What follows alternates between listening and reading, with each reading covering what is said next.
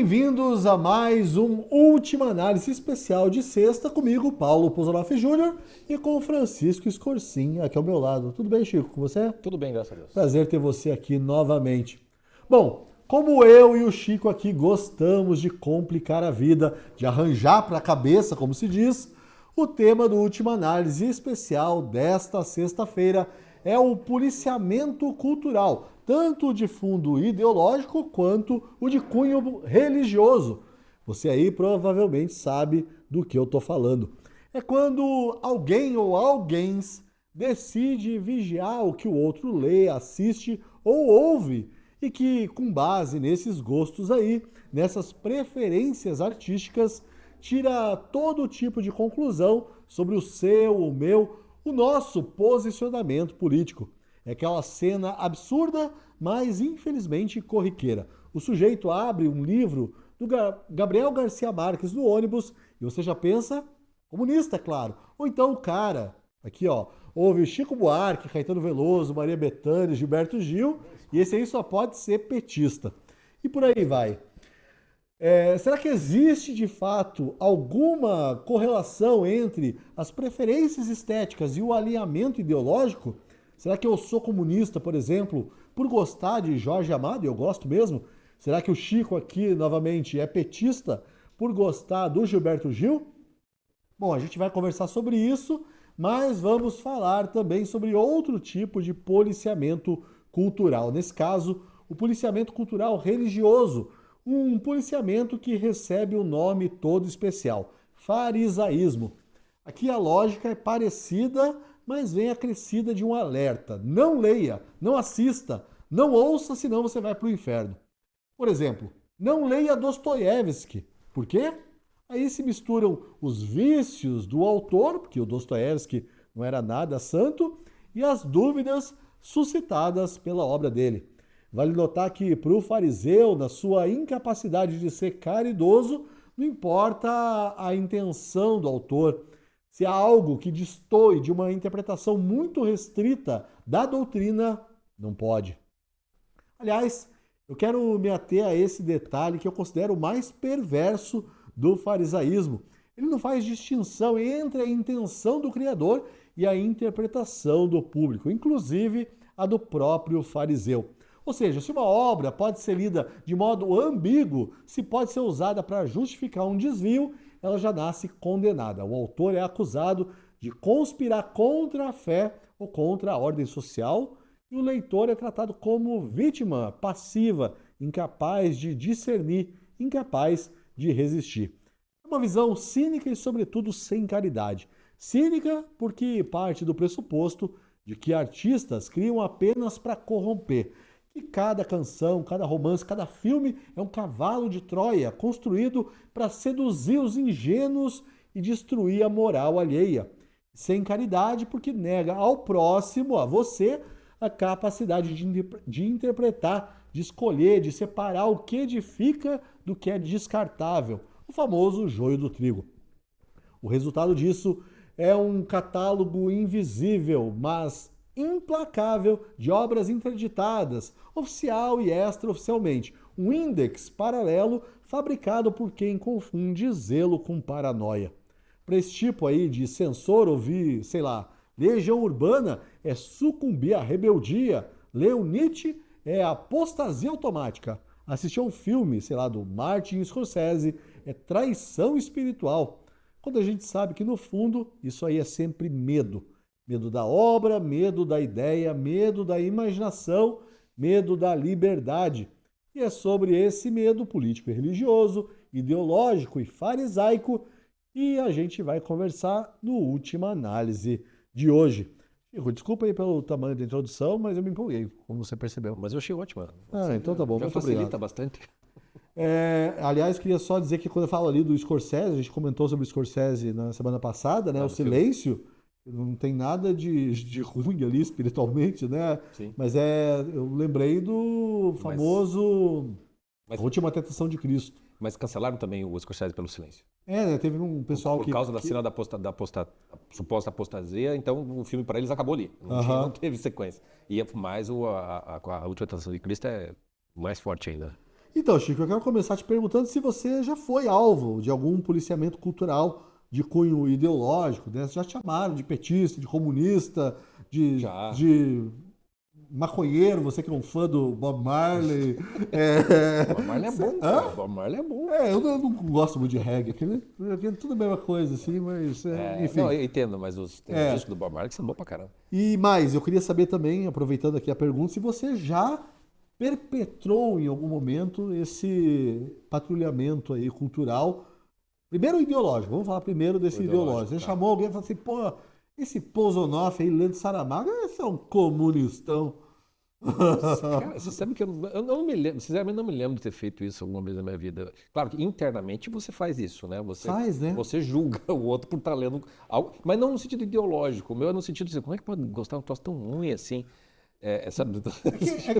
Você não De anda gosto. muito de ônibus assim, mas Não, eu lembro de julgar muito quando eu era adolescente. Ah, eu não, pegava, sim. eu pegava um ônibus lá no Água Verde, longe, pessoal. Vou falar que o pessoal não conhece Curitiba, eu morava no Cabral, Sim. o último ônibus da noite. Ficavam julgando as pessoas, o pessoal tava lá com livros, ficava falando, Sim. isso aí não, isso tá errado. Isso é Na porcaria. época era, sei lá, Paulo Coelho, essas Sim, coisas. sim. Você cria toda uma imagem da pessoa, né? Por conta Mas do que ela tá normal lendo. isso também, né? Não, e faz parte da adolescência também, né? A adolescência é tribal. É. Então aquilo que você gosta muito faz parte da tua identidade pessoal, né? Um homem adulto maduro já nem tanto. Eu lembro, por exemplo, Homens adultos maduros, isso existe isso? a gente supõe que tenha. Mas eu me lembro uma coisa que me marcou muito na adolescência foi ali entre 14 e 15 anos, que era na minha turma ali da oitava série, acho que era a oitava série. E aí eu me lembro do Guns N' Roses, os caras gostaram do Guns N' Roses, era a banda que não era famosa, não sei o quê, o disco Appetite for Destruction, o Lies, o antes, né? No ano seguinte, o Guns N' Roses estourou, aí veio aquele disco duplo do Use Your Illusion e tudo mais, e virou mainstream total. A mesma turma ali que eu convivi, os caras se negaram completamente aquele negócio porque virou mainstream.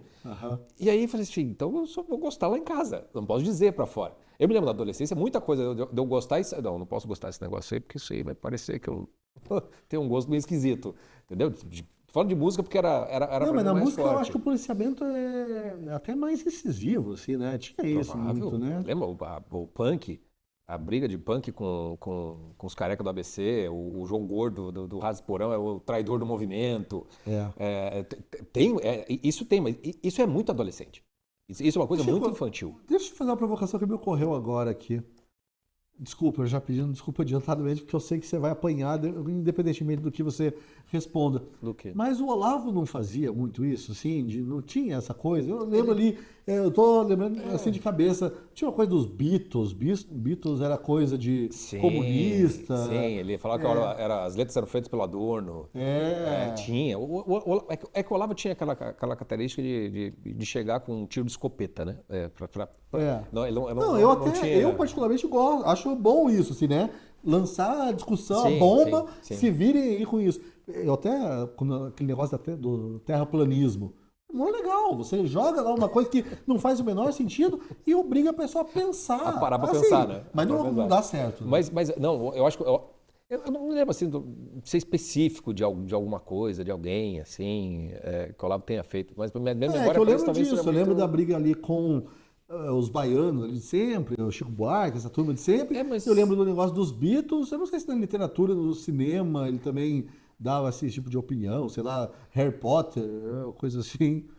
Eu acho que... não, do Harry Potter ele falava, assim, que como ele conhecia muito esoterismo, ele dizia, não, eu sei de onde vem essas coisas, isso aí faz mal, e não sei o quê. O Olavo tinha dessas também, fazia de vez em quando esse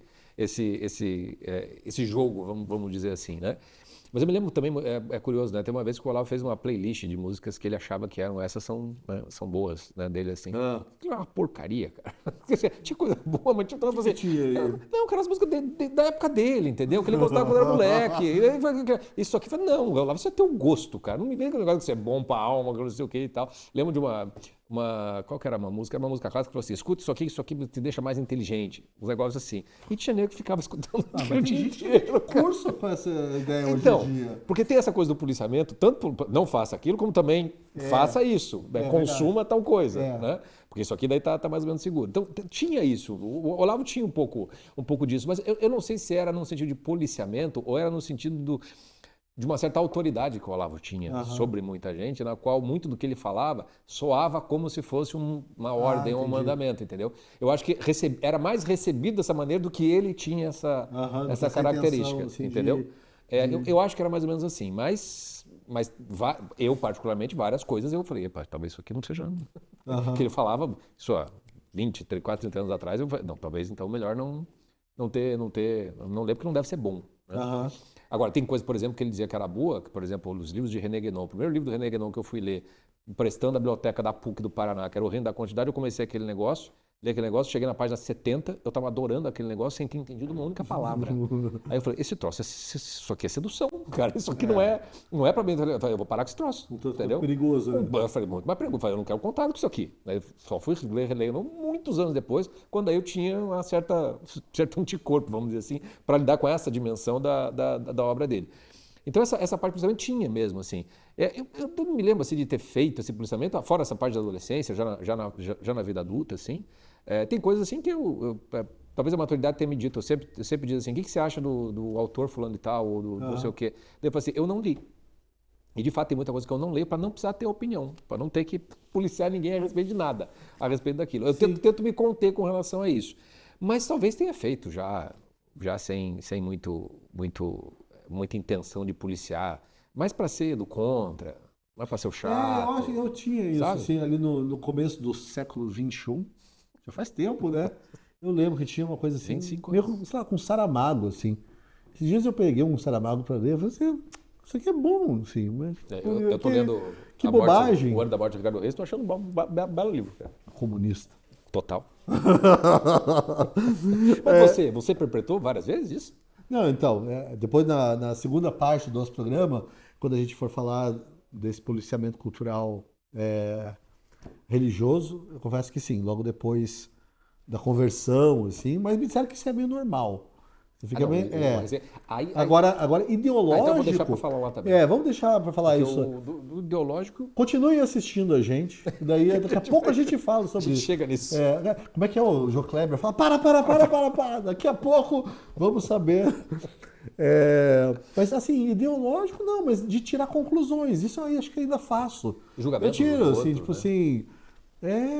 Tem um amigo meu que foi no show do Gilberto Gil aqui em Curitiba, por exemplo. Eu tiro todo tipo de conclusão a partir disso, entendeu? Você conhece ele? Já que você falou disso... Não, fale, porque você, assim, a tua coluna foi assim... show. Ah, sim. Você escreveu que foi ao show e tal, e o pessoal não tem diálogo, né? Não quer diálogo e tira todo tipo de conclusão, né? Se é um autor que está identificado politicamente, muito por culpa da própria militância do artista, né?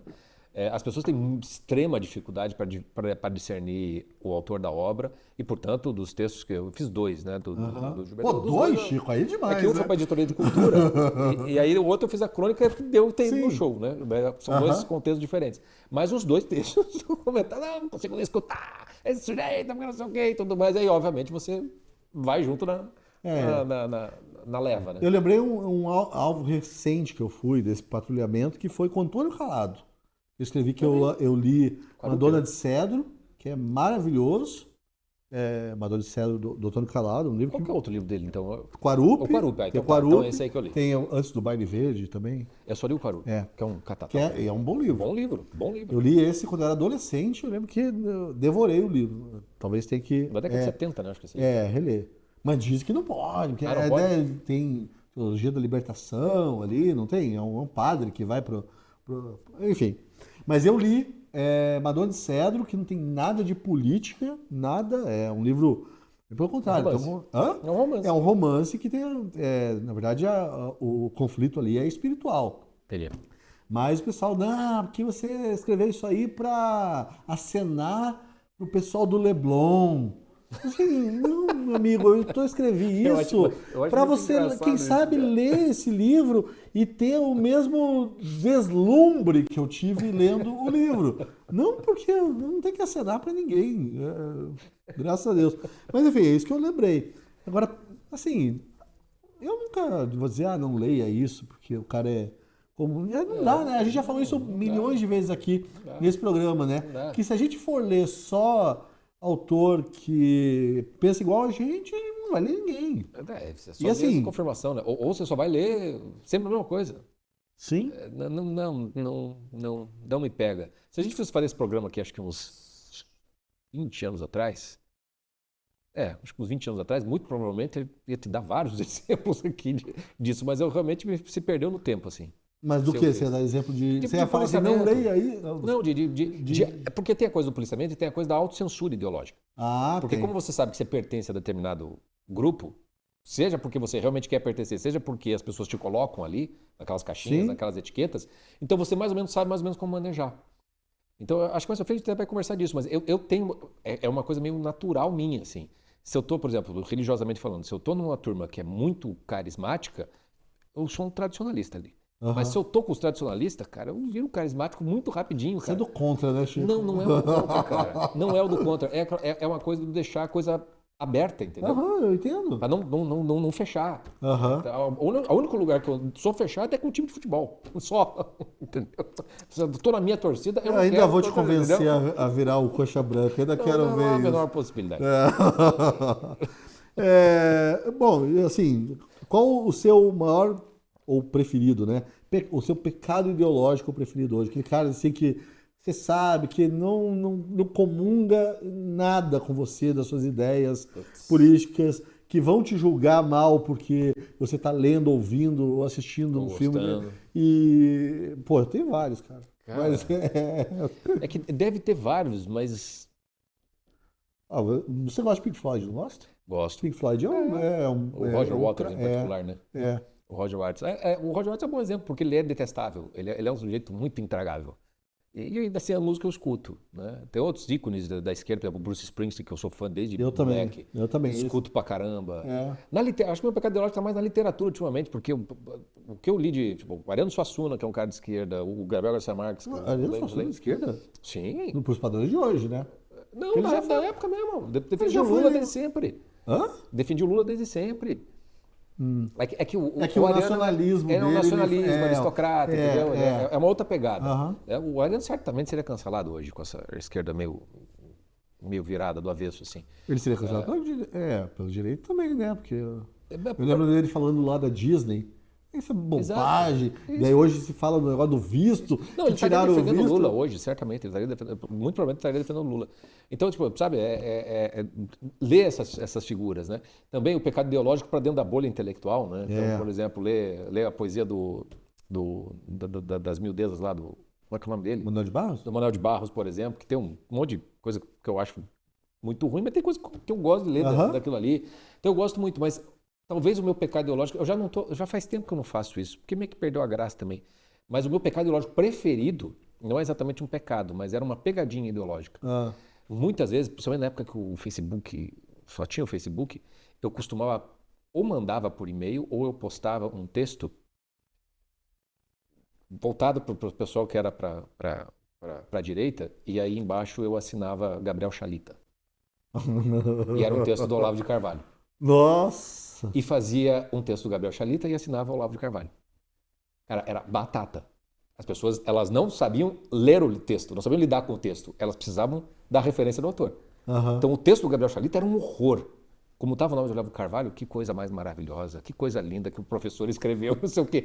E o outro que tinha o Gabriel Chalita, que era uma coisa do Olavo e tudo mais, falava, isso é uma barbaridade. Esse cara tá enganando. Eu não sabia refutar, mas como era supostamente do Gabriel Chalita.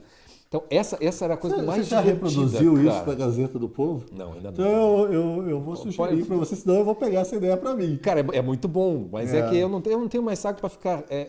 Porque só tem graça você ver o outro ficar puto. Né? Eu não tenho uma paciência para ficar esperando, cara. Você vai xingar. Eu já me diverti fazendo o negócio acontecer ali. Então eu fazia muito isso, cara. Isso me divertia horrores, cara. Porque daí você quebra a dissonância cognitiva da pessoa. Você abre a possibilidade da pessoa... Calma, pera lá. Eu não tô lendo. Não tá fazendo isso por mal. Não, é uma provocação. É uma provocação mesmo. Você está realmente lendo?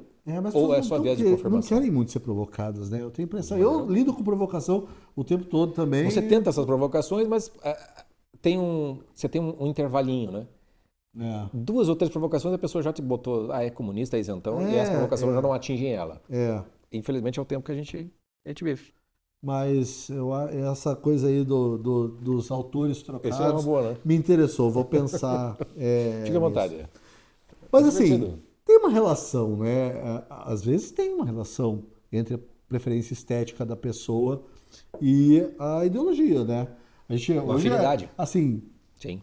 O esteticismo é assim que fala? Esteticismo estranho, né? Parece que tá falando de sobrancelha, né? Também, né? Exatamente. Também.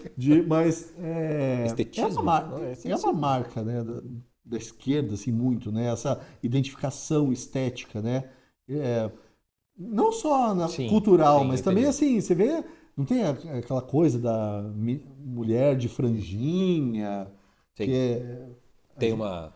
Eles têm uma configuração estética. Outro dia você usou uma expressão aqui muito boa, que é a McDonaldização de tudo. E eu acho que é tudo... Também a ideologia acabou caindo nisso. Você cria, né, certos... Tem ali o... mas você veja, se a gente voltar no... moldes. A gente leu o livro do Rui Castro lá da Segunda Guerra Mundial. Fui chamado de comunista por falar que eu estava lendo o livro pecado do ideológico nosso. Fui chamado de comunista, você aí que me chamou de comunista por ler o livro do Rui Castro. Sinto muito, mas... Esse programa é pra você. Esse programa é pra você. Beijo do gordo. Mas você lembra, no começo ali, a estética dos integralistas, a estética comunista. Então, isso sempre teve. Sempre tem, né? Essa coisa toda. Se a gente pegar a estética do Bolsonaro, do café da manhã... aquela pintora... Pena que a gente não tem para colocar aqui no telão. Como é que é o nome dela? Eu não sei o nome dela. Eu também não sei. O Danilo, que é fã aqui, não sabe o nome dela. Mas ou se você pegar o Lula, nesse mandato dele, terceiro mandato, está se vestindo exatamente igual os caudilhos, né? Igual o Maduro, igual o Chaves. É mesmo, né? Mesma roupinha, daí ele bota aquele chapéuzinho, que já não precisa mais tá usando. É uma estética, né? É para aparecer, né? Para ser identificado como dentro desse universo, né? E muitas vezes funciona, porque fica aparecendo, por exemplo, se você gosta de samba, roda de samba e não sei o quê, você já está meio que nesse tipo de universo. Mas eu concordo. Mas se você gosta de pagode, já não é. O pagode é mais para direita. Sério? O pagode é igual de sertanejo direita? universitário. Ele é de direita, ele não é de esquerda. Embora, obviamente, você vai Mas e o sertanejo raiz é de esquerda? Eu acho que eles consideram, mas eu acho que não é, né? Eu não posso mais escutar Chitãozinho chorar. Mas isso não é raiz, vai. Mas tem alguns discos ali da década de 80 que puxam mais pro raiz. Mas eles já são a modernização do sertanejo raiz. Tá, mas e Tunico Tinoco? Aí não, esse é raiz. Mas eu não consigo imaginar Tunico Tinoco de esquerda. Então, é ridículo, justamente porque não são. Exatamente. Nem de direita, entendeu? Mas hoje em dia você tem que botar tudo nessas caixinhas. Mas essa dimensão estética... Heavy metal é de direita. Daria pra dizer. Daria pra dizer. Tem todo um universo, sei lá, tem certos estilos, certas músicas que vão ser identificados com uma estética mais para cá, mais para colar. E eu acho que tem uma afinidade ideológica com artistas que pensam parecido com você em certos temas. Hoje, num mundo em que todo mundo fica sabendo o que os outros pensam, né? Ajuda você a gostar mais da obra. Acho que ajuda a aproximar, acho que faz parte da relação. Mas a relação com a obra, ela não depende disso, ela não fica vinculada a isso. A estética do autor em si, que ele faz, deixa de fazer, é a última coisa, né? E a outra é a música que ele faz. Então, tem, sei lá, vamos pegar várias bandas de Rage Against the Machine, que os caras, a música, o conteúdo, é tudo música comunista mesmo, tudo mais. Perfeitamente gostável se é do teu estilo, independentemente do que os caras deixam de acreditar. Cara, eu lembrei de uma coisa agora, eu vou ter que contar aqui, eu tô com essa música na cabeça a semana inteira, a Melô do Papel. Papel, sabe, né, essa música. É de uma banda chamada House House, não é? Não, House Martins. Alguma coisa assim. House Martins. É uma palavra só. The House Martins. E daí, você sabe o que eles falam quando falam? Babababa build. Só que eles falam. E é uma música sobre uns pedreiros lá, construindo uma casa. E uma música, assim, a letra é completamente marxista. E aqui virou uma coisa que a gente dançava, né? Nas festinhas. Festinha americana lá, é uma música de amor e tal. E eu lembrei daquele negócio, vou te dar a oportunidade novamente, que você já falou, que você tem aquela teoria que eu gosto muito, por isso que vamos divulgar aqui. Que, como é que é? Que você pode ouvir toda música como uma música, toda música de amor como uma música. Sim, e quase todas dá. talvez você possa ler toda música que seja mais crônica, assim, né? Como uma música marxista também, entendeu? Claro, fazendo essa analogia aí com você. Dá mesmo. Enfim, é só querer. Exato. Mas daí tem mais no olho e no ouvido de quem vê e escuta do que na obra em si. Né? É uma possibilidade de interpretação. É uma possibilidade. Então, eu gosto de escutar evidências, por exemplo, e se eu, em vez de... Você não gosta de escutar evidências. Você gosta de escutar evidências. Eu gosto de evidências. Você pega o uísque e fica escutando evidências. Versão de quem? Não. Elimar Santos? Tem momentos Elimar pra Santos, se escutar evidências. José Augusto, não é assim, quem? Não, Chitão Choró, pô. Você quer escutar? Não. E O Danilo lá tá se matando de rir. Não, Orquestra Sinfônica? Tem uma versão belíssima. Eu sei. Não. Belíssima, mas cara. esse show sinfônico, eu vou falar, cara, é a coisa mais brega, mas é uma coisa mais sertanejo linda do é mundo. brega. Eu adoro. Então. Quando a Sandy entra pra cantar lá, se Deus me ouvisse, mandasse pra mim, eu acho aquilo lindo. Aí, se eu tô embalado com isso, aí então, vai embora. eu choro a rodo.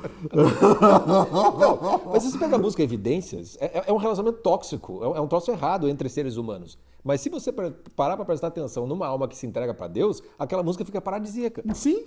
Entendeu? Aí fica legal. Mas é a interpretação que você dá. Entendeu? Você pode escutar a música desde um ponto de vista, porque ela permite isso. Meu cérebro já está corrompido. Eu estou pensando numa versão política, uma interpretação política de evidências, numa relação corrompida, relação perversa entre dois entes políticos. Será que dá para fazer uma paródia dessa, uma interpretação Nem precisa, dessa? a própria letra. Né? Ir nessa loucura de dizer que não te quero, vou negando as aparências. É exatamente o que está acontecendo. Alexandre de Moraes e Bolsonaro. E Trump, e Lula, todos eles. Ir nessa loucura de dizer que não te quero, vou negando as aparências. O problema é que acabou a MTV, né? Porque dá pra você fazer um clipe disso, só com essas figuras políticas e tal, só com a música mesmo. O Cacete Planeta, né? Fazia isso, né? Eu também fazia lá no saudoso Pouso Show, fazia. Pouso Show, é verdade, você fazia dessas. É verdade. Vou voltar a fazer, olha. Hoje é a segunda vez que eu falo desse Pouso Show aí, só falta, vou arranjar pra cabeça. O Pouso Show é aquele da gravatinha? Não, eu fazia paródia, fazia um monte de coisa, né? Fazia... Não, assistia assim, você fazia vários cortes, vários quadros. Dá um trabalho... Mas é legal aquilo. Danado. Chico, vamos praticar nosso esporte aqui preferido, que é falar um pouco, assim, criticar a direita. Né? A gente apanha, mas até que ponto Vamos apanhar com razão. Vamos apanhar com razão, né? Com vontade, né? Até que ponto essa patrulha cultural, estética, é fruto da insegurança intelectual da direita. E eu vou te perguntar mais uma coisa, talvez a sua memória seja melhor que a minha. Essa pergunta que eu fiz tem a ver com o livro do Ronald Robson? Tem, né, ali. Agora, como é que é? Contra a vida intelectual, né? Intelectual? Tem. Eu acho que uma das coisas que ele faz tem a ver com isso, sim. Eu acho que essa patrulha, ela é fruto de uma insegurança intelectual, mas não exatamente... eu acho que é mais do que intelectual. Talvez seja uma insegurança da inteligência, mas vamos usar o termo mais muito da insegurança da inteligência emocional. Porque acho que a direita, culturalmente falando, nós estamos falando de cultura e de arte, né? Foi uma área da vida no Brasil, na sociedade brasileira, que ela foi cooptada. A cultura, muito do ar respirável, ele ficou meio que tomado por uma certa visão de mundo meio que única. Era muito, praticamente, se você pegar assim, qual artista é de direita, se tinha, ele não dizia, se escondia. Até hoje, artistas da Globo que eles não podem, né, para não correr o risco. Então, dado que o meio cultural, dado que o meio artístico, ele de fato está muito mais, entre aspas, tomado, contaminado, etc. e tal, então é natural que, sabendo que essa dimensão ideológica está presente ali, é natural que você se sinta desconfortável, que você se sinta inseguro com relação a isso. E quando a direita, e esse é um problema da nossa direita, né? Ela acontece politicamente antes de acontecer numa dimensão cultural. Não que a cultura Sim. tem que ser de direita ou de esquerda, não é disso que eu estou falando. Mas justamente aparecer dentro da cultura, livros, músicas, artistas, nas quais é normal você ser, sei lá, dos Estados Unidos. Você tem cineasta como Clint Eastwood, você tem atores que são claramente de direita. O Denzel Washington, por exemplo, essa semana falando sobre cultura do cancelamento, falando que ele só acredita em Deus e que dane-se todo mundo. Aí você tem algo que é de esquerda e de direita e que aquilo é saudável. Porque tá ok, se você quer definir o teu gosto pela ideologia, beleza, você não vai prestar atenção em uns e vai prestar atenção em outros. Mas o fato de existir os outros. Sim. E você não pode negar a existência deles. No Brasil, foi possível negar a existência de quem não pensa diferente, de quem não pensa conforme. Então, quando a direita ela emerge de uma maneira muito frágil, culturalmente falando, sem muito estofo, já com uma pretensão política, seja pelo que foi como aconteceu, não porque eu acho que tenha sido planejado isso. Então, a direita ela é muito mal formada, ela tem uma base, uma raiz muito, muito frágil mesmo, assim, e ela está num solo que para usar a parábola bíblica, é como se fosse a semente num solo cheio de cactos, cheio de espinhos. Então, você se defende, né, dos espinhos. Então, eu acho até justificável essa insegurança afetiva e intelectual com relação às obras de arte, pelo fato de que essa direita nasce também muito por conta do Olavo de Carvalho, denunciando a tomada da revolução cultural feita pela esquerda. Então, em tudo você vê revolução cultural. Sim. E às vezes não tem. E é preciso crescer e discernir as coisas para poder separar o autor da obra. Num primeiro momento, uma infante direita, nova direita, como se dizia, ela não consegue separar as coisas. Então eu acho que a insegurança ela é justificável até um certo ponto. O problema é que não se amadurece. Fica-se naquilo, fica-se de uma maneira tribal, de uma maneira torcida organizada, e aí é por isso que a da direita vai ficar presa no tempo. Ela não vai para lugar nenhum desse jeito, né? Porque você só tem que confirmar aquilo que já tem, aquilo que já está. Por isso que você não vê muita obra de arte, você não vê frutos disso. Mas eu fico mas a esquerda também, né? Eu estou meio impressionado, esses tempos que a gente vive, esse caos todo, toma conta da vida de todo mundo, né?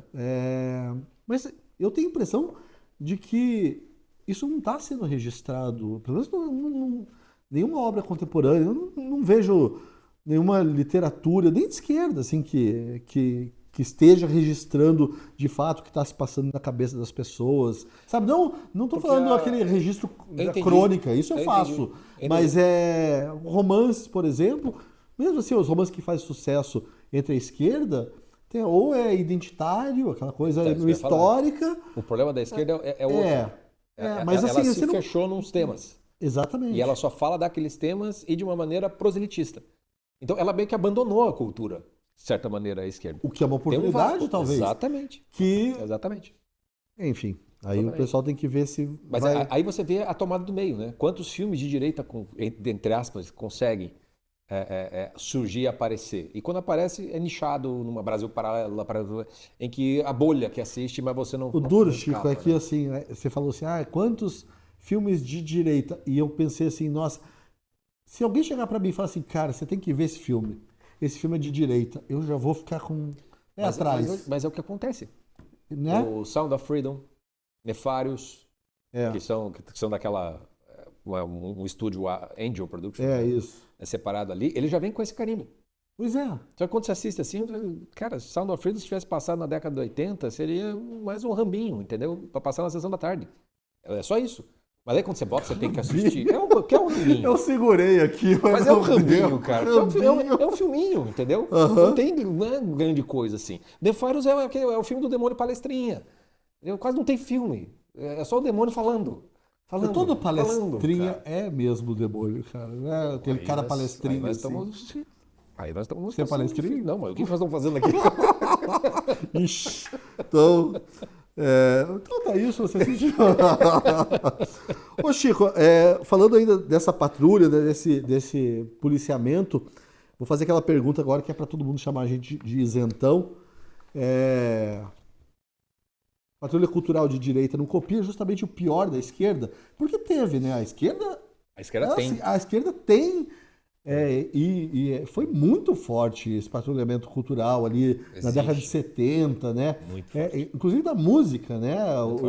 o Roberto Carlos conta isso, O Wilson Simonal que o fizeram. Simonal, o Simonal, mas assim, não era, você não podia se dar o luxo de falar de amor, por exemplo, você tinha que falar de política, né? Isso foi muito pesado. E a gente acaba Você sabe copiando isso também. E olha que engraçado, se o nosso espectador que tiver curiosidade, pesquise uma treta entre o Caetano Veloso e o José Ramos Tinhorão, que era um crítico musical É da época. verdade. Acho que um texto de jornal, acho que de 78, 79, na qual o Caetano Veloso está nos jornais dizendo assim que ele não é obrigado a ficar falando de política o tempo todo, que ele não tem que falar disso, que a arte é outra coisa que ele está fazendo. Se você pegar o Caetano Veloso daquela época e botar aqui hoje, né, uma pena que ele não é aquele mais. Porque ele deveria se defender daquilo que ele mesmo está pregoando hoje. Mas você tinha isso, você tinha o patrulhamento.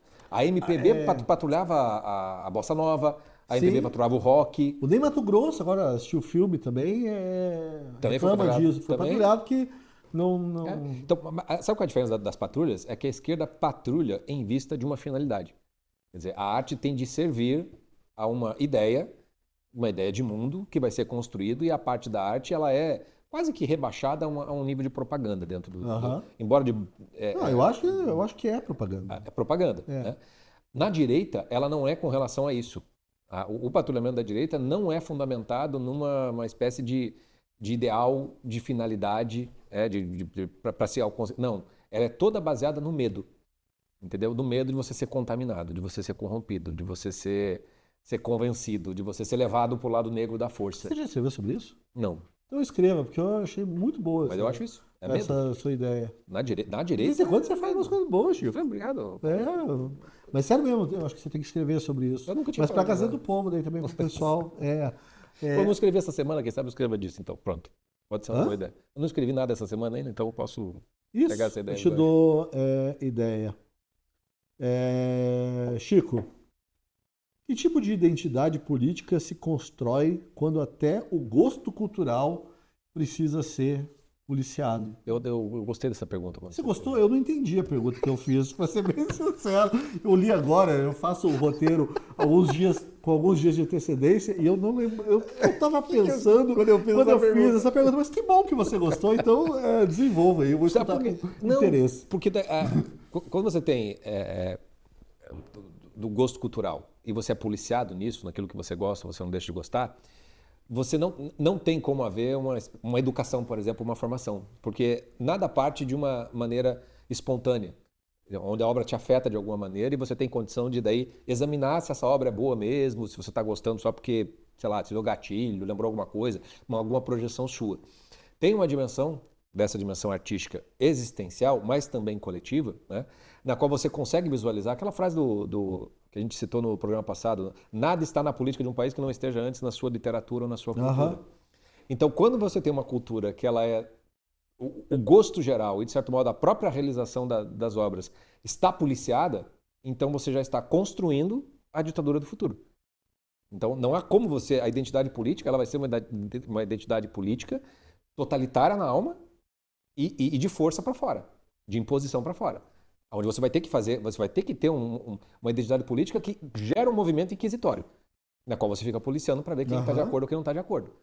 E aí, essencialmente autoritário. Essencialmente autoritário. E aí a gente tem essencialmente autoritário na esquerda, só que com a pauta dela, e a direita também tem essa característica, mas é por medo. Né? É por medo. Tanto que você veja uma característica da direita que é interessante. O cancelamento da esquerda é um cancelamento de destruir o sujeito. O cancelamento da direita é uma expulsão. Ela tem mais a ver, você não faz mais parte desse grupo. Saia daqui. Não é isso? Mas não é muito da destruição da pessoa, mas saia fora daqui. Entendeu? Eu paro de te seguir. Mas não é aquela coisa de censurar o sujeito. Você não vê tanto isso na direita. Não tem. Não tem. Você não faz parte de nós aqui. Você se tornou perigoso para mim. Entendeu? Você se tornou poison, né? Tóxico, como o Alexandre de Moraes, segundo os Estados Unidos. Então, você se afasta daquilo. Essa é a característica. Então, a identidade política que você nasce não é de direita ou de esquerda. Olha que curioso, né? A direita e a esquerda estão criando a mesma identidade política autoritária e, de novo, a gente volta lá para o livro do Rui Castro, porque era isso que estava acontecendo no Brasil na década de 30, seja a direita, seja a esquerda. Era muito parecido. A gente está ganhando aqui uma porcentagem nas vendas do livro do Rui Castro, né?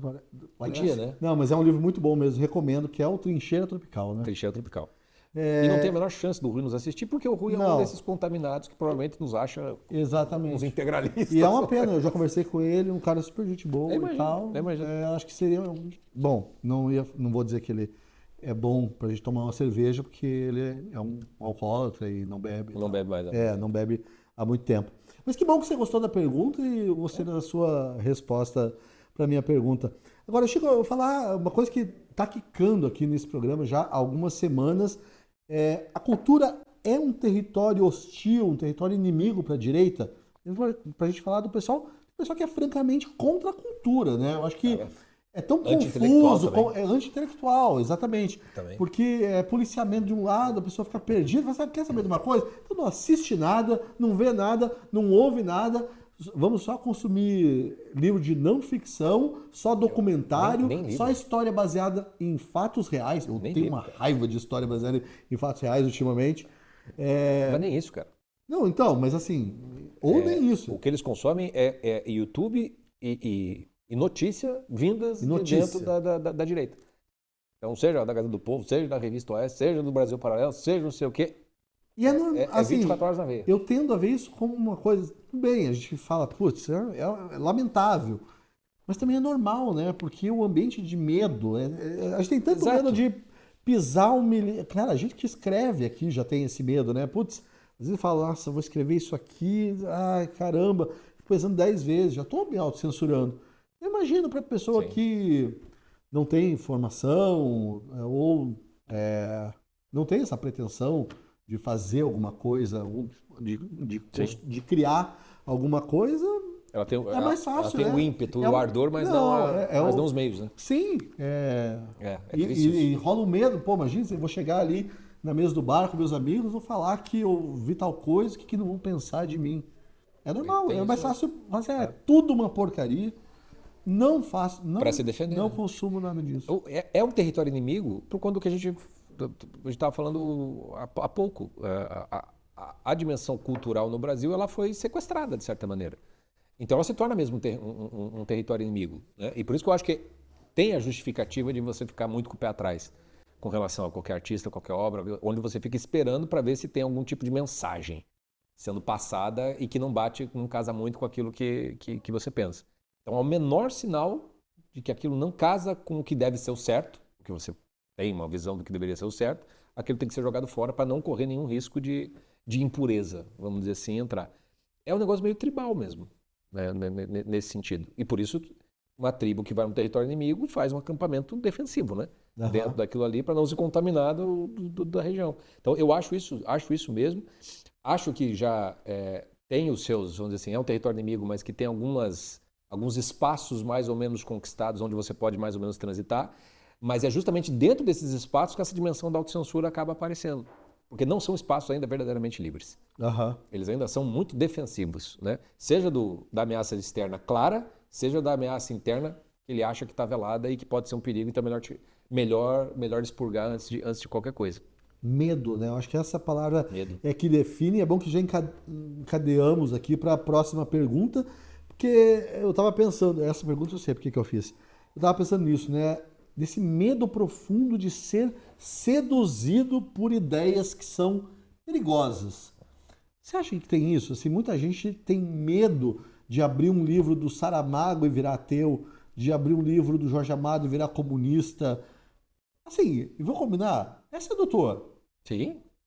O jeito que o Jorge Amado descreve assim, algumas ideias dos personagens extremamente carismáticos, sim, sabe? O cara que é legal, chega no bar, não sei o quê, comunista. Você pensa, pô, eu quero ser igual esse cara aí, legal.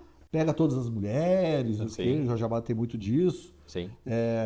Um erotismo, né? Então, fale sobre esse medo. Medo de ser seduzido. Você lendo o Guénon ali, isso. Você estava com medo de ser seduzido? Eu percebi que eu estava sendo seduzido. E você foi seduzido? Entendeu? Não, porque eu parei imediatamente. Porque eu falei assim, não é possível que eu esteja gostando de algo que eu não estou entendendo. Tem alguma coisa errada aqui. Primeiro comigo. Assim, eu não tenho condição de ler esse livro. Imagina a Lorena agora ligando esse vídeo e perguntando, você foi seduzido? Eu não sei o quê. Não, mas eu até criei um termo para esse tipo de leitura, que tem certos livros que eles são KY espiritual. ou um KY intelectual. Entendeu? Ah, Quando você vê, já foi, meu amigo. Entendeu? Aquilo já tá, já foi, literalmente falando. Mais ou menos isso. Para mim, o Guénon era, epa, esse negócio aqui tá meio esquisito. Não, entendeu? Como é que é a música do Didi lá da Maria Schneider? O Mantegal Setumei. É mais ou menos esse negócio. Então, eu acho que as pessoas têm esse receio, mas não porque elas tenham medo de se ler, vai ser contaminado ou vai ser seduzido. Eu acho que o medo maior, no final das contas, é o medo de si. No seguinte sentido, eu não sei discernir. Eu não sei o que é perigoso nesse negócio aqui. cara, eu vou Entendeu? falar um negócio agora que eu vou me ferrar muito, mas vou falar mesmo assim. Hoje eu tô ousado. É um medo também de descobrir que existem pontos de contato. Exato. Por exemplo, hoje eu até gravei um vídeo aqui sobre o Mais Médicos, né? Que tá tendo esse negócio e teve sanção e tal. Mas tudo bem, tem o negócio do financiamento da ditadura cubana. Mas também tem um outro lado, que é um lado da solidariedade. Sim. Que é pervertido, obviamente, eu não estou defendendo aqui, porque Sim, eu sei que é pervertido. mas não Mas tinha entendeu? médico onde Quando a essa pessoa pessoa lê um negócio daquele, e aí um personagem comunista, assim, porque escritores não eram sutis, né? O Jorge Amado não é sutil, ele Não, falava, fulano do tal, Nada. do partido, não sei o quê, é bem claro. Capitães da Areia, Aí o Julianão. cara defende uma ideia com a qual você concorda marginalmente, você sente aquele calafrio e fala assim, nossa, o que aconteceu? Mas você descobre que, assim, por exemplo, pautas que foram sequestradas pela esquerda, que são pautas humanas, entendeu? Sei lá, de cuidado, de solidariedade. Sim, é o É uma mesmo- revolta de você ver alguém passando fome. Isso não é uma pauta de esquerda. É E daí a o- pessoa tem que se confrontar com é o isso. medo, é o medo do machão de não. O homem não chora, o homem não, para não ser muito afeminado, entendeu? Medo do que isso possa significar para a sua suposta baixeza. É uma insegurança, no final das contas. Uma segurança Aham. profunda. E nessa dimensão que a gente está falando de policiamento ideológico, a gente tem que falar de dissonância cognitiva. Porque o que acontece? A dissonância cognitiva, ela é mais ou menos o seguinte: você tem uma visão de mundo que você considera a verdade, que você considera a certa. Só que é uma visão de mundo na qual você não tem lá grande certeza dessa certeza. Você não sabe muito bem como defendê-la, se ela não vem de uma maneira muito clara. Então, a pessoa, quando ela está em estado de dissonância cognitiva, os fatos que não combinam com a sua crença, pior para os fatos. Sim, ela rejeita. E se ela tem contato com uma crença que tem algum pedacinho dela que não casa exatamente, ela não sabe como é que encaixar. Porque ela não consegue lidar com aquilo de uma maneira racional, vamos dizer assim. Né? Ela tem que encaixar numa verdade que já está dada. Então, o estado de dissonância cognitiva, para quem está nos assistindo, por exemplo, é o que está acontecendo com muito da elite política brasileira hoje com a situação dos Estados Unidos. Os ministros do STF, em relação às sanções dos norte-americanos, eles estão em estado de dissonância cognitiva. Aham. Eles ainda não perceberam o fato da sanção, o que aquilo significa em toda a sua extensão. Então eles fazem literalmente assim, o mundo vai se encaixar na forma como eu vejo essas coisas e vocês vão ter que se adaptar a como eu estou vendo as coisas. Em algum momento a realidade vai acabar destruindo isso. E aí a pessoa tem o tipo de crise que a pessoa tem é muito séria. Então, saindo para um exemplo muito extremo, mas voltando para uma pessoa que ela não tem formação, ela meio que acorda para a vida, e aí quando ela acorda, ela percebe que, caramba, estavam me enganando até hoje. Sim. Entendeu? Ela sabe que ela não tem defesa. Ela não sabe como se defender daquilo. A melhor defesa que ela tem é literalmente confiar em algumas poucas pessoas que digam para ela o que está acontecendo.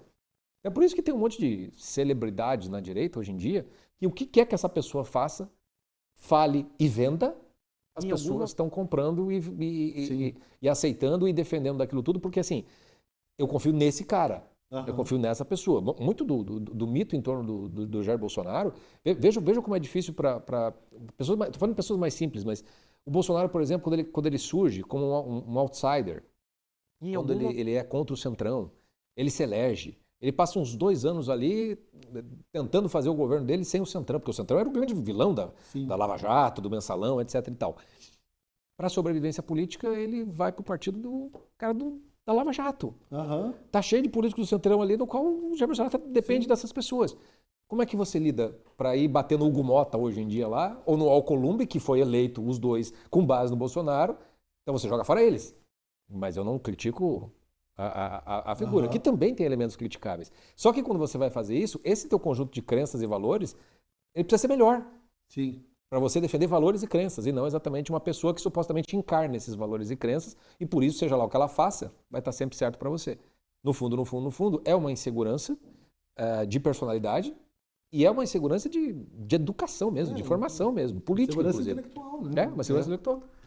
Chico, agora eu vou te perguntar uma coisa. Você sabia que, por ano, no Brasil, 5 milhões de pessoas caem em golpes virtuais por WhatsApp, por SMS, por e-mail? Sabia disso? Não.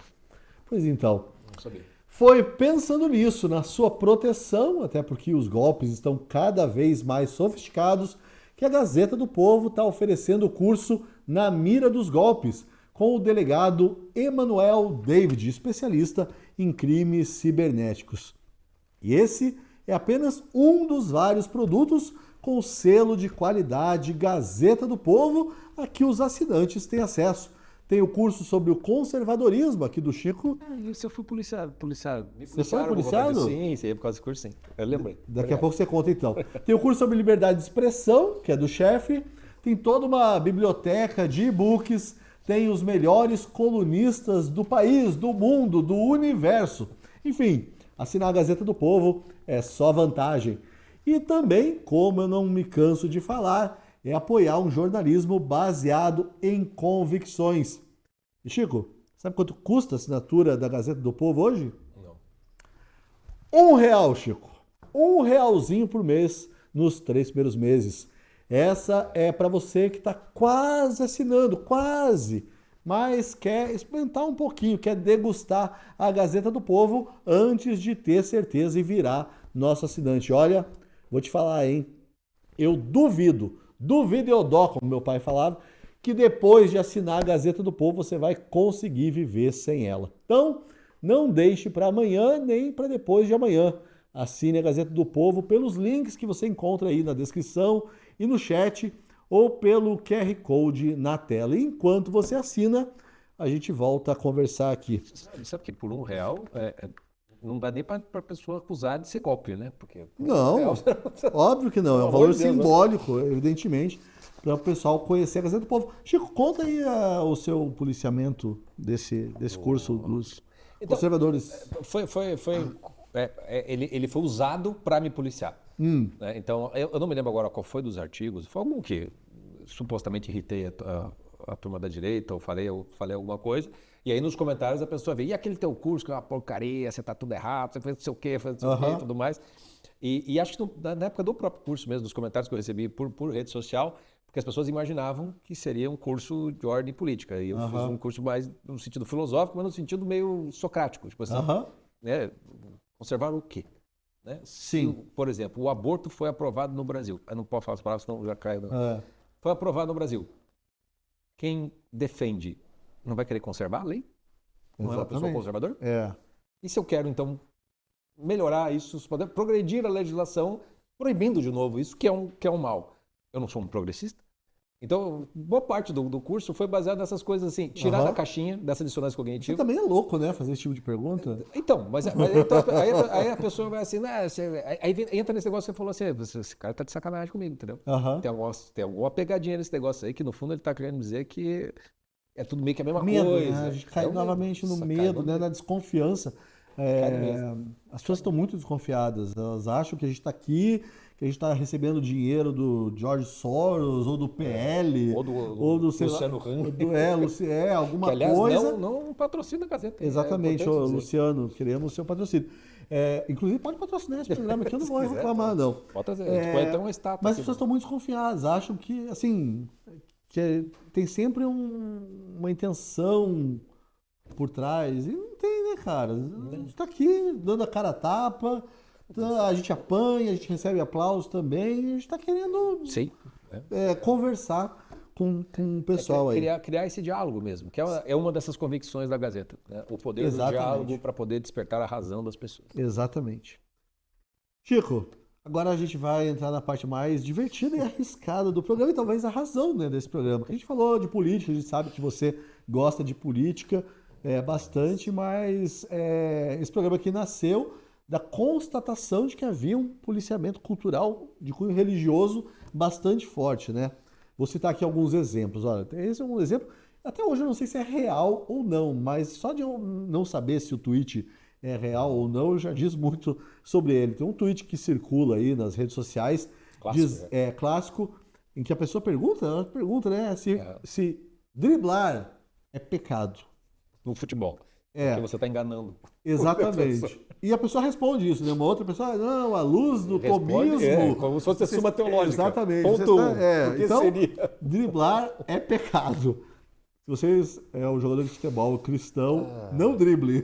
Não drible. Passe Talvez a bola para o isso adversário. explique muito a situação do nosso futebol, né? Dos poucos jogadores cristãos aí, eles não driblam e tal. Aí também teve outro exemplo dessa semana, semana passada e tal.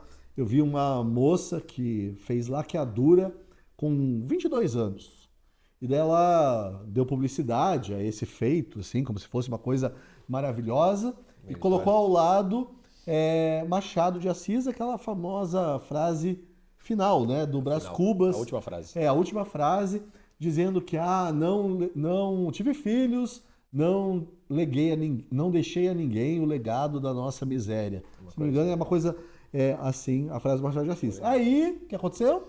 Apareceu o sujeito para falar, viu? Viu como Machado de Assis é perigoso? Não leia Machado de Assis, que senão você vai... Você pode fazer uma laqueadura. Você vai se fechar à vida, que é um dos alicerces aí do catolicismo, né, do cristianismo. Mais exemplos, Chico. Bom, teve também o negócio aí da família Adams, que me disseram que é uma caricatura de uma família católica. Então, você não poderia assistir a família Adams por causa disso. Não. Que é uma coisa... Tem também o caso clássico do especial de Natal do Porta dos Fundos, que eu particularmente acho chato, sem graça, mas não pode assistir, tem que ser proibido, porque é uma blasfêmia, e ninguém está negando que é, né? Tem que ser censurado, as pessoas querem ser censurados. Assim, eu particularmente, né, para você que está espumando de raiva, eu acho que a gente tem que ter pena, né? Tem que rezar pela conversão do pessoal do Porta dos Fundos para perceber o que fez e tal, mas não censurar. Sim. E não acho que Deus fique muito ofendido com isso. Também um argumento que usaram para defender a censura, eu falei, cara, é uma ofensa, é inaceitável. Mas sei lá, Bom, se é inaceitável para Deus, eles terminariam o mundo, né? Porque a quantidade de ofensas inaceitáveis que ele já teve, o filho dele foi morto. Exatamente, é um pouquinho mais grave, né? Do que o Porta dos Fundos. Mas, Chico, então, essa parte divertida e arriscada do programa, eu quero começar repetindo aquela pergunta que eu fiz lá sobre o policiamento cultural, ideológico e político. Qual o seu maior pecado aí nesse sentido, Chico? Olha, e mais pecado... eu quero saber também se você já foi fariseu. Tá. Com relação a alguma coisa. Eu acho que não. Em relação... Eu me acho tralha demais para poder me achar fariseu, para achar que eu sou medida para alguma coisa. Mas o meu pecado maior é uma certa intolerância, uma falta de caridade com muitos neoconvertidos. Porque uma das coisas que me incomoda muito, tem até vídeo no meu canal que eu falo sobre isso, é o fato de que as pessoas elas se convertem, né? E imediatamente elas já transformam a vida delas, é o superego, né? Elas pegam todas as regras, todos os mandamentos, todas as leis e os princípios e elas acham que se tornar um cristão ou um católico é você cumprir à risca aqueles itens, né? Elas transformam o catolicismo num checklist. E aí tem uma coisa que me incomoda muito, por exemplo, e que me dá bem a medida dessa coisa, dessa insegurança intelectual por não conhecer do que se trata, de uma falta de uma realidade de convivência com o próprio Cristo, que é, por exemplo, a moda, que hoje agora entrou numa crise, essa moda, porque em algum momento ia acabar dando mal, por exemplo, da abertura à vida. Das pessoas que tinham que ter muitos filhos, né? Como se a abertura à vida significasse ter muitos filhos, né? A quantidade de filhos é Deus que sabe, se ele vai te dar nenhum, um ou 725, é ele que sabe. O fato dele te dar 725 não lhe torna uma pessoa melhor do que aquela que não tem nenhum. Sim. Porque é uma graça divina. Né? O que te cabe é a tal da abertura à vida. Só que essa abertura à vida também não é irresponsável. Ela não significa que permissão para transar adoidadamente. Exatamente, isso que eu ia falar. Então, Tem a significa virtude da isso. castidade também. Segura o tchan. E tem a dimensão assim, olha, é aquela coisa, né? Não, Deus vai prover. Né? Foi assim, ok, Deus falou que o homem não tem onde botar a cabeça, ele não pensa no dia de amanhã. Eu falei assim, mas ele também te deu a razão. Ele te deu a razão para você planejar, para você proteger, para você guardar para o inverno aquilo que você colheu.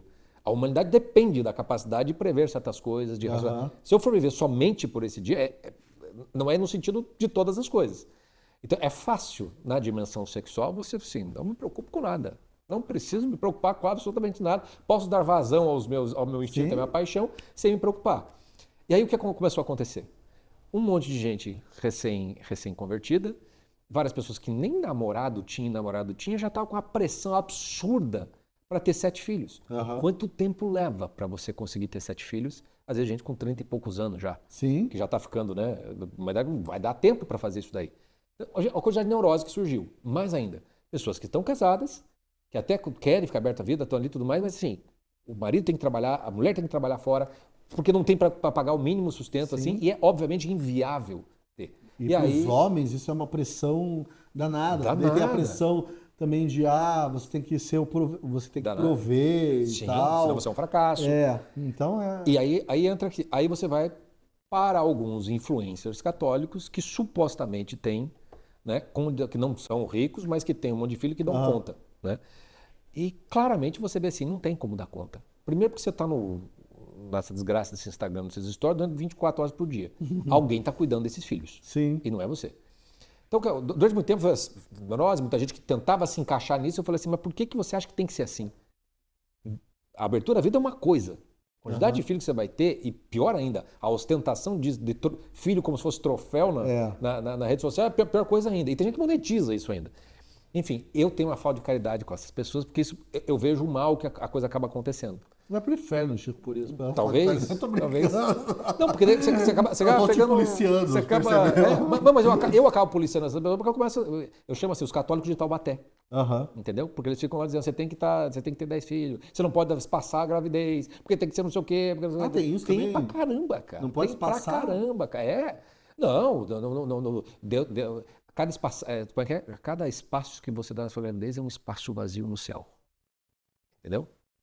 E aí, assim, meu querido, quando eu vejo essas coisas, cara, entendeu? Aí o meu instinto policialesco entra em cena que é pra você, vamos parar com essa palhaçada. Que isso é uma palhaçada. Isso não é saudável esse negócio. E de mais a mais, aonde está a relação com Cristo? Porque tudo farisaísmo. É tudo sepulcro caiado. Estão tudo preocupados com o caiado do sepulcro. E não com o que está dentro ali daquele sepulcro. Caiado não é o Ronaldo Caiado. Se bem que, bom, não é. O algoritmo pega esse Caiado já vai... Caiado é calmo, né? Que se passava na sepultura para não... Vai.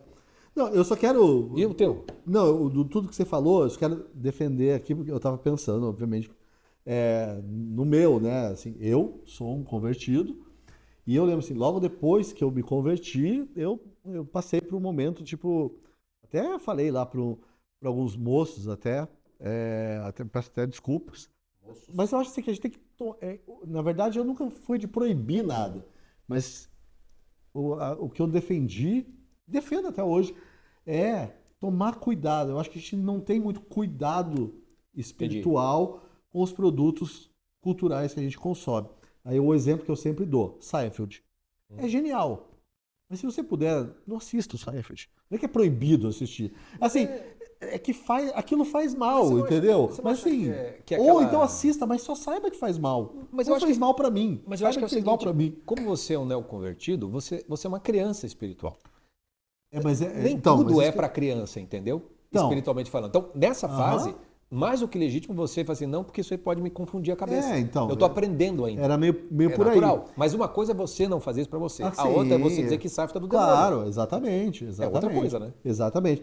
E outra coisa também acho que para quem se converte, cara, é uma dor tão grande você saber que você viveu muitos anos perdido, né?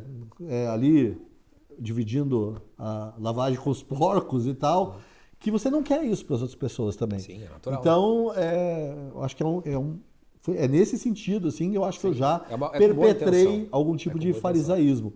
Mas eu nunca vou chegar. Assim, mentalmente, talvez, pô, isso aqui. Mas nunca dizer, não pode e tal. Eu acho que é uma questão mais de um alerta, ó. Preste atenção nesse aspecto, entendeu? Tem perigos. Ali, ó, o Guénon. Vamos voltar ó. Isso aí. Quer ler? Lê, pô. Lê aí o negócio. Esse é um que eu digo. Não recomendo. Mas talvez ali tem umas coisas perigosas. Eu não recomendo. A gente estava conversando aqui antes, o seriado Dexter, para mim, por exemplo. Fala aí. O seriado Dexter, para mim, ele é muito complicado para quem está num processo de formação moral ainda. As bases das crenças e valores ainda são, o discernimento de bem e mal ainda não é muito fácil, a virtude de prudência é muito incipiente. O negócio do Dexter é complicado você entender. O psicopata do bem. O antigo, vamos explicar, né, pessoal.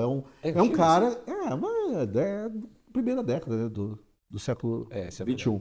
Já faz, tá velho, já faz uns 15 anos. Mas tem uma série, tem uma temporada nova, né? Eu não vi ainda. É um psicopata, o cara é psicopata. É psicopata, declarado psicopata, assumido. Psicopata assumido, olha só. E que mata, dá uma de Batman, né? Mas ele mata, mata só bandido, mas ele que decide quem é bandido também. Sim. E mata com prazer.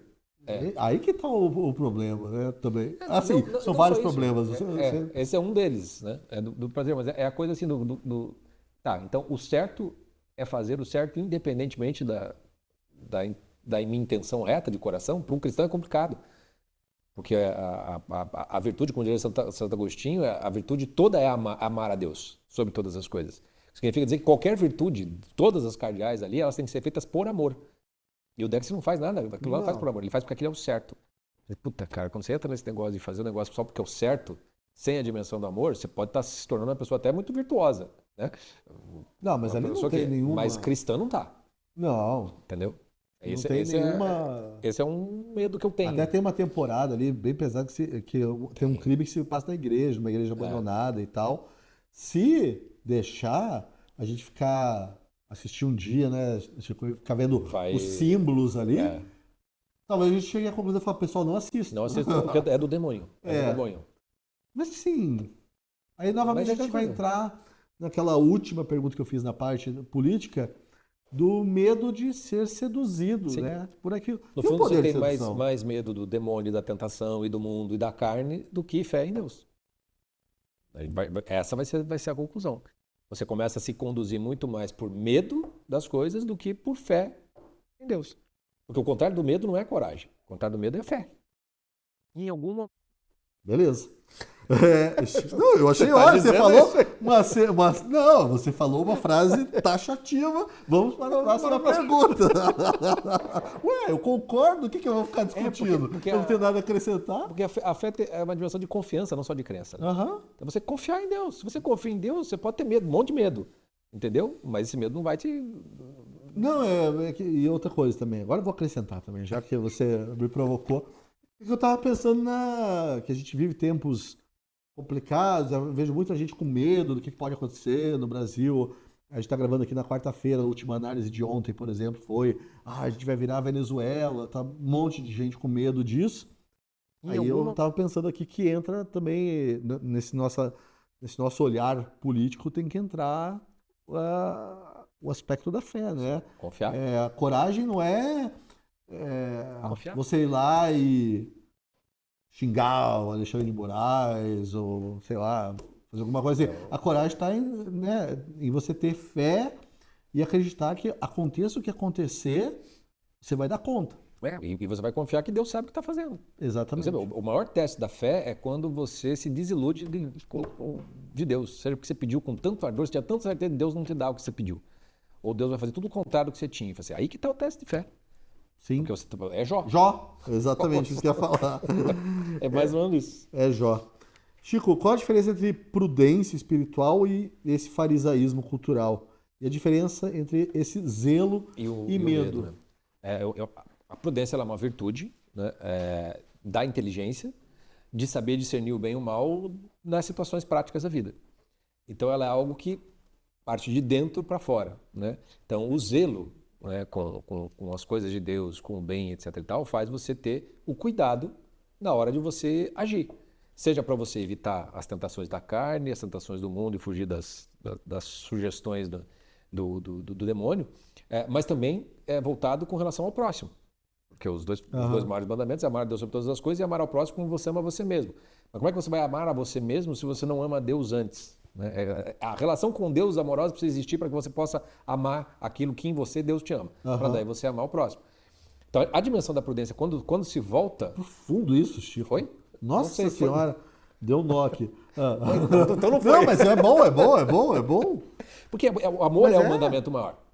E como é que você vai amar você mesmo? Sim. Se não for naquilo que Deus ama em você. Só que tem coisa você que você tem que limpar, né?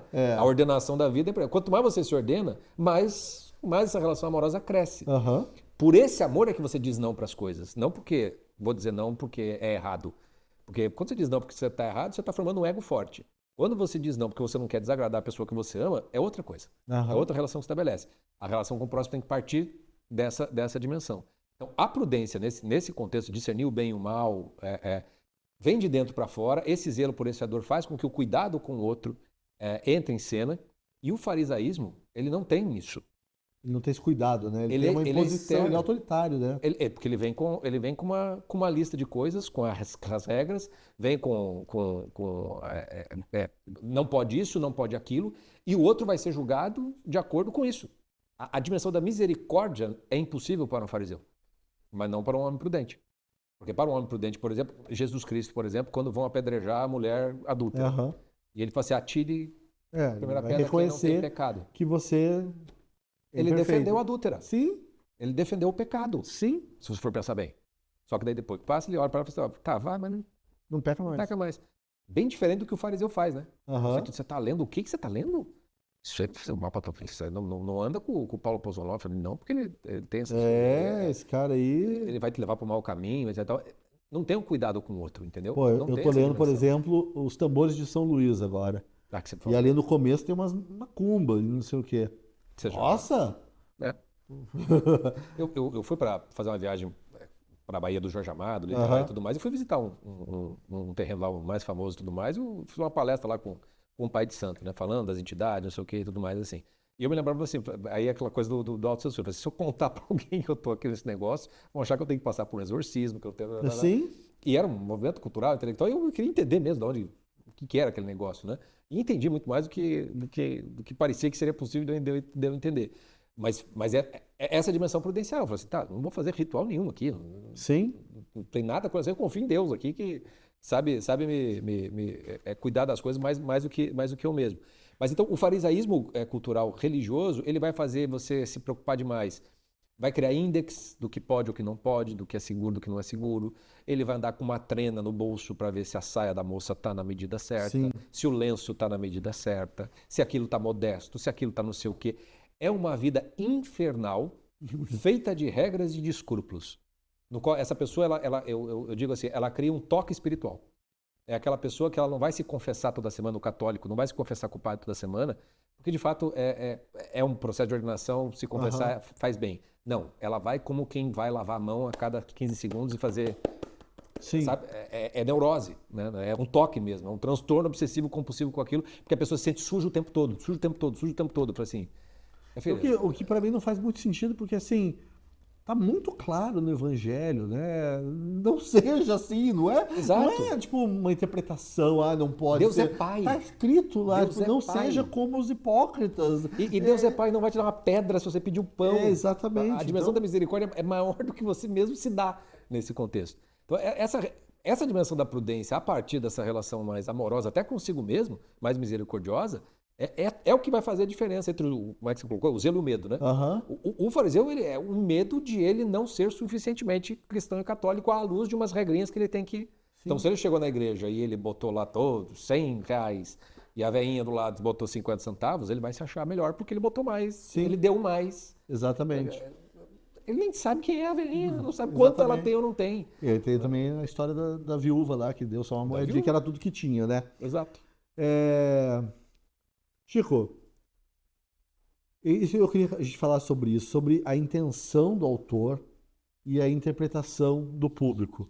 Porque me parece que esse fariseu cultural e tal, ele não sabe discernir direito. Ele parte do pressuposto de que o autor está mal intencionado. Por exemplo, no caso lá da família Addams, que eu estava mencionando.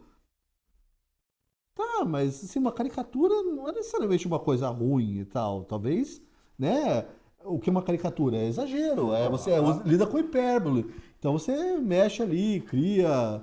Eu não sei fazer essa relação, na verdade, entre a família Addams e a família católica caricatural. Isso aí eu teria que parar Não, mas mais para pensar. Mas assim, Mas faz não tem. sentido. Eu lembro do Exorcista, o livro O Exorcista, Sim. né? Bom, o filme também. A intenção muita gente, eu lembro na época, eu vi a primeira vez, eu li esse livro quando eu tinha o quê? Uns 17 anos e tal. Lembro que minha mãe até me deu uma bronca. Eu falei assim, como esse livro está aqui dentro de casa? Amanhã eu não quero mais esse livro dentro de casa e tal. Mas a intenção do autor não é exaltar o diabo ou coisa parecida, né? E muita gente via desse jeito. Enfim, você entendeu? Essa diferença entre a interpretação, porque. E todo autor também quer que a sua obra seja ambígua. Aí voltando ao negócio do Machado de Assis lá.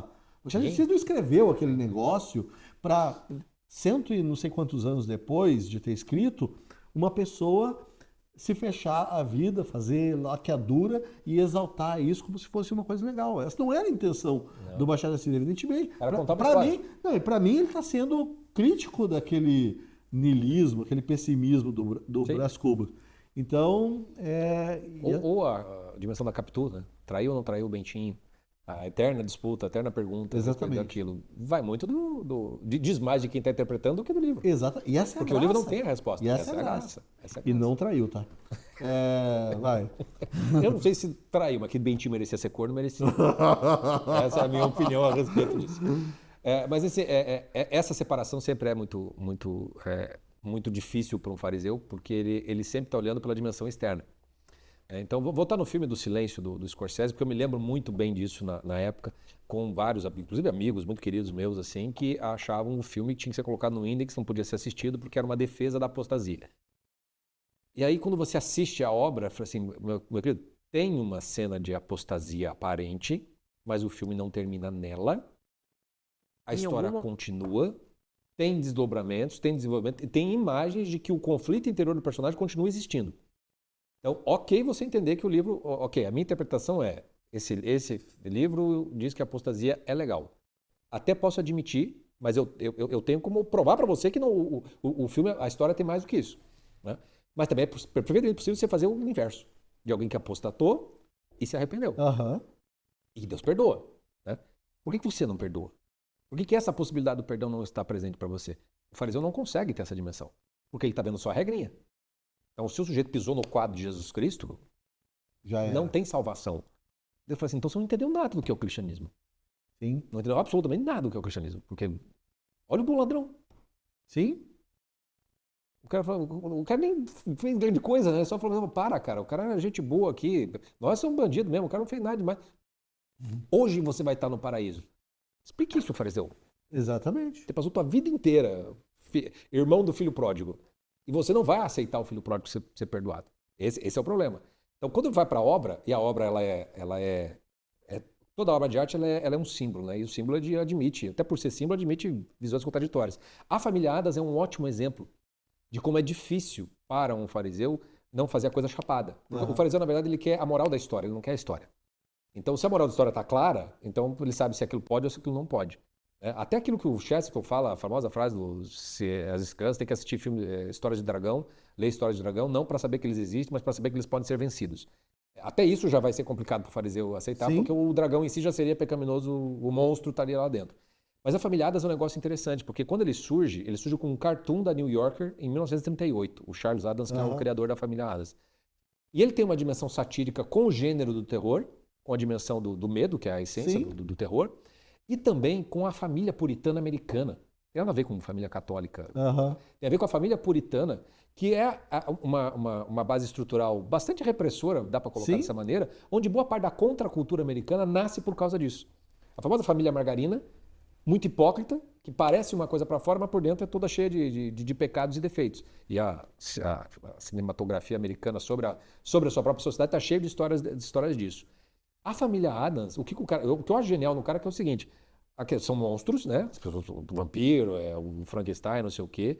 Os hobbies deles são guilhotina, né? A Wandinha lá, que é a filha, é uma psicopata e não sei o quê. Só que eles são uma família que se amam. Aham. O casal tem um amor. Sim. Você não consegue conceber como é que é o nome do Gomes, né? O Gomes traindo Sim. a Mortícia. É Você não verdade. consegue conceber isso. Pela paixão que é a coisa toda. Então, a Familiares te deixa no mato sem cachorro, porque fala assim, como é que eu salvo o amor? Como é que eu... Tem algo na Familiares que, de certa maneira, faz com que você meio que aceite a dimensão maldosa e pervertida que existe no teu coração, mas não sufoca a dimensão amorosa que, quem sabe, com o tempo isso possa, de Aham. repente, até deixar aquele lado ruim de lado. O texto da Wandinha, que quem quiser tem um texto que eu fiz para a Editoria de Cultura sobre o seriado da Wandinha, que é só sobre a menina adolescente, o seriado, tanto a primeira temporada como a segunda temporada, começa com ela cometendo atos de psicopata. Ela parece ser uma psicopata. Né? Só que quando você vai ver a história do filme, você vê uma adolescente num processo de formação. Uhum. E ela vai estabelecendo laços afetivos até contra a vontade dela que vão amolecendo o coração dela. Então tem duas cenas no filme, no seriado, só duas cenas que ela sorri. Que é quando ela encontra um tio dela, que veio para ajudá-la, e quando ela vê a avó dela, que veio para ajudá-la também. O amor familiar está presente o tempo todo naquele negócio. E ela vai estabelecendo relações de amizade. Então, é a Wandinha, é aquela coisa toda. Mas, ao mesmo tempo, você vê que a luta do bem e do mal, essa tensão, está dentro do coração dela e o filme retrata essa dimensão. E ali, como é adolescente, também tem muita coisa da identidade, né? Da formação da própria identidade, quem ela vai vir a se tornar. Estou te dando uma interpretação aqui que é perfeitamente cristã. Não, Hã? agora estou entendendo por que que isso incomoda tanto os Claro. fariseus. É uma denúncia desse farisaísmo. Dessa visão estreita, linear, né? E A Familiares simplista. abre o caiado do sepulcro e mostra que tem morte dentro de você também. Aham. Tem muito mal aí dentro de você também. Sim. Você não é tão superior assim. E é pior ainda, você vê a Familiares, você vê assim, putz, você não ama tua mulher e teus filhos como esses monstros amam. E aí, o que isso diz de você? Quem é o monstro aqui? Entendeu? Então Sim. isso é genial. É verdade. Você escreveu isso no seu texto? Eu acho que não com tantas palavras, mas sim. Então leia o texto do Francisco Corsini na Gazeta do Povo. Eu gostei bastante. Vou ler, Chico. Eu te mando. Mas você estava falando aí, Chico, da misericórdia, né? E aí eu também estava pensando que, pelo menos as pessoas que eu conheço que se enquadram nessa ideia do fariseu contemporâneo, sempre expressam um cuidado com os outros. Eu confessei aqui que teve uma época que eu estava muito preocupado com os outros. Mas daí, o problema é que esse cuidado, né, isso que parece ser um cuidado com os outros, é uma incapacidade da gente perceber que os outros podem separar o joio do trigo e fazer escolhas Sim. livremente, Você não né? pode tirar o livre-arbítrio do outro. Pois é, aí que está o choque, né? E a própria... Quando você disse, pô, não assista Familiares, não veja Seinfeld. Você está dizendo, pô, eu sou melhor do eu que sei essa mais do pessoa, que eu você. sei mais. É orgulho, né? Eu sei melhor, essa pessoa é uma porcaria, ela é incapaz. De discernir uma coisa da outra. É. E o joio e o trigo, essa parábola no fundo, acho que é o grande centro que a gente está falando aqui, porque é impossível distinguir joio e trigo antes de deixar crescê-los. Você não consegue, né? Quando elas são plantinhas novas, elas são literalmente absolutamente iguais. Só quando cresce é que algumas características fazem ser possível diferenciar, e aí você pode cortar, então, o joio do trigo. Ou seja, é muita observação, Aham. é um cuidado, é uma atenção e, de certa maneira, um certo cultivo até do joio. Mas isso aí entra em conflito com o espírito do nosso tempo, né? Que é tudo rápido. A gente não, Com toda certeza. porque para você observar, Com toda certeza. você tem que ser generoso, você tem que dar o benefício da dúvida. Aí na primeira parte do programa a gente falou sobre isso. Falta confiança nas pessoas. Falta. Não chega nessa parte. Eu não vou esperar para ver o que o que essa pessoa vai fazer, para daí distinguir se ela é minha aliada ou meu inimigo. Tem. A frase de São Paulo: por que eu não faço todo o bem que eu quero, mas faço o mal que eu não quero? Quer dizer, é o joio e o trigo. Tem um negócio aí que não vai sair, é o espinho na carne, e que não se limita à dimensão de ordem sexual, como quase todo mundo lê essa passagem.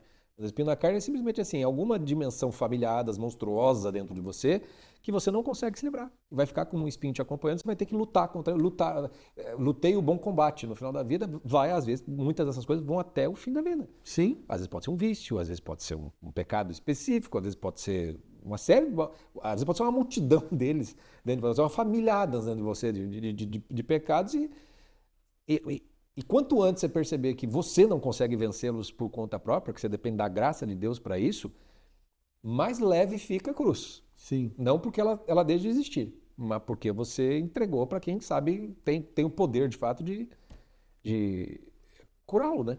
Afinal das contas, salvá-lo. Aliviando um pouco a barra aqui para os fariseus nesse momento, mas, Chico, você acha que existem obras de arte que são capazes de afetar espiritualmente uma pessoa e Sim. negativamente uma pessoa? Existem. Tanto que, se a gente pegar a própria Igreja Católica, durante séculos ela manteve um índex de livros proibidos porque se considerava que aquilo fazia mal. Eu até tenho uma palestra que eu Existe fiz. o índex, né? Não, acho que não existe tem mais. O Concílio Vaticano não tem mais. Mas é muito interessante você pegar, Mas teve até acompanhar, pouco tempo, né? até a década de 60 acho que teve. Mas é interessante você acompanhar as bulas papais, os tratados, a forma como a igreja vai tratando com aquilo que foi se afastando dela. Boa parte dessa dimensão dos índices da Igreja Católica tem a ver com uma perda de poder e autoridade sobre as consciências e uma tentativa de impor isso, e justamente é o medo de perder aquilo. E ela foi sempre perdendo. E aí é interessante você acompanhar, porque você vai vendo os papas cada vez mais concedendo. Então chega, por exemplo, sobre o cinema, por exemplo, ele chega no ponto assim, ó, tem filmes que não são bons e tudo mais, então o que eles, em vez de proibir todos, eles dizem assim, não vai dar para proibir mais, não conseguimos mais fazer isso. Vamos criar salas católicas. Então vamos criar filmes que tudo mais. Então começou a se dizer o que seria bom também. Até chegar no Concílio Vaticano II, que para mim é uma sabedoria da igreja, que literalmente assim, perdemos o mundo. Não vai adiantar ficar proibindo as pessoas. É muito melhor falar assim, ok, o que foi que você consumiu aí? Então vamos ver se dá para salvar tirar o trigo alguma coisa boa desse joio todo. Vamos ver se dá. Então, é natural. E tem obras, sim, que fazem mal, mas assim, depende do solo que você é, depende do quanto que cresceu em você já trigo, do quanto você aguenta ou não aguenta. Eu, por exemplo, acho o filme Nefarious, que todo mundo acha um filme maravilhoso, seguríssimo, espiritualmente falando. Assim, para mim, esse filme é muito mais joio do que trigo. Porque você está acreditando no ensinamento de um demônio. E você não está percebendo que o efeito do demônio é literalmente te tornar uma espécie de cruzado para matar o que ele diz que é o demônio. É criar cisânia, né? É criar cisânia. A gente escreveu sobre isso. Você escreveu também, né? Eu não me lembro. Eu lembro que eu escrevi isso. Deve ter sido uma das razões para a gente ter sido cancelado. E, Chico, uma última pergunta. Nosso tempo também já está avançando. Nossa, eu ficaria conversando aqui mais tempo. Você que lida aí com o imaginário, né? Como você vê o efeito dessa patrulha, desses fariseus, no imaginário cristão? Você acaba... também aí entra o meu pecado, né? Ideológico de acabar vendo as coisas mais pelo lado ruim, como se Deus não fosse consertar essas coisas. Assim, né?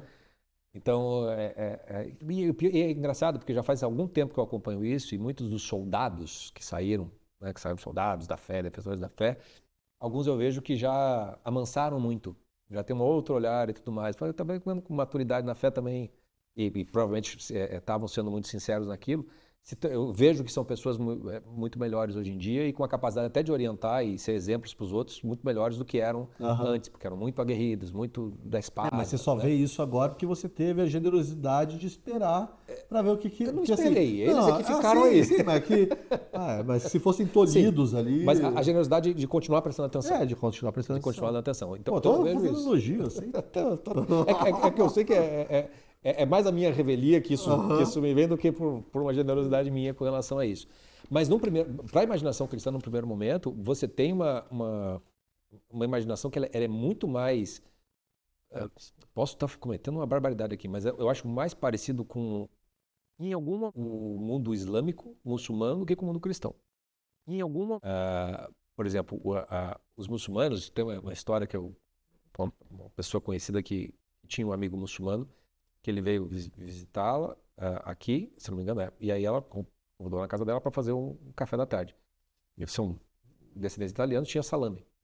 E aí o cara que era muçulmano, que era convertido depois, falou, não, tira isso daí porque isso é pecado na minha religião.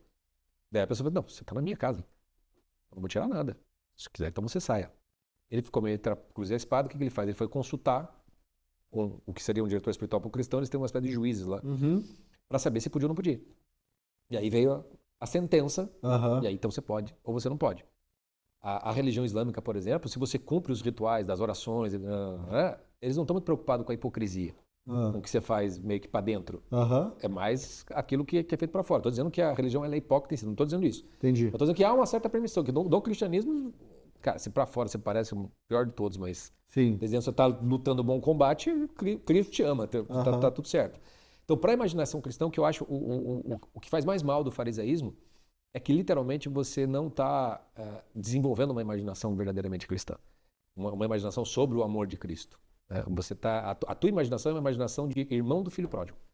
Daquele que tem que seguir aquilo, eu sempre fiz aqui, é aquele que vai cobrar a conta. Sim. Entendeu? Ele vai cobrar a conta de Deus em algum momento. Eu fiz tudo o que era para ser. Eu sou perfeito. Eu mereço um lugar aqui no céu. Por que o bom ladrão vai entrar junto? Vai entrar antes do que eu. Eu lembro, por exemplo, vou citar o padre Paulo Ricardo, não vou lembrar mais a fonte, mas tem uma aula que me marcou muito dele falando, na qual ele diz assim, que ele fazia direção espiritual de um rapaz, que era homoafetivo, homossexual, sei lá como é o termo certo, e ele estava com o namorado, e ele estava fazendo a direção espiritual, e ele estava lidando com aquilo. Ele falou assim, eu sou isso, espírito da carne, não sei. E era na missa, e o companheiro dele levantou para ir comungar. E esse cara levantou assim, deu um mata-leão. Ele falou, de jeito nenhum, não pode fazer isso. E o padre Ricardo viu isso acontecer. E daí na aula o padre Paulo Ricardo falou assim, este cara vai estar no céu antes do que eu. Sabe? O fariseu, lide com esse problema, porque você jamais vai conceder essa primazia para um sujeito que está em pecado mortal. Mas se você não vê essa dimensão interna do coração, então essa imaginação cristã sem o coração... Eu gosto muito de Santo Agostinho, quando ele fala, ele vai pegando as virtudes, o que é a virtude da prudência, da justiça e tudo mais, ele diz, tudo é amor a Deus que faz tal coisa, Se essa dimensão amorosa não está presente na tua vida, tudo mais é caiado do sepulcro. Tá certo, a gente tem que voltar a esse assunto, Chico, porque a gente podia ficar conversando aqui. Tem que trazer um padre, né? Então, muito tempo e trazer mais exemplos concretos, assim, porque eu acho que a gente vive tempos, né, autoritários, farisaicos, e sempre essa coisa de não pode ver isso ou por motivo político ou por motivo religioso. E é importante que as pessoas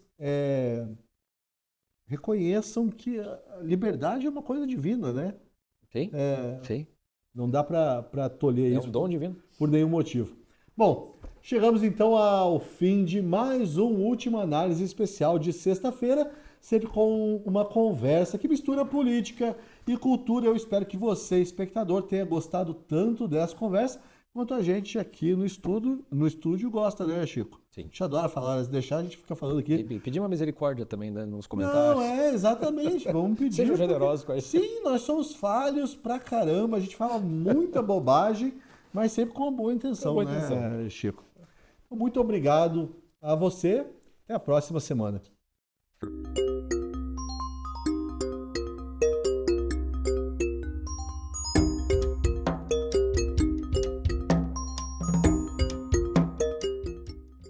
Olá, eu sou o jornalista Guilherme Oliveira, da Gazeta do Povo. Se você gostou desse conteúdo, continue com a gente. Não esqueça, é claro, de deixar o like e assistir também os vídeos recomendados. Também te convido para ser um assinante da Gazeta do Povo. Valorize o nosso jornal, tenha as análises e as reportagens exclusivas só aqui na Gazeta do Povo.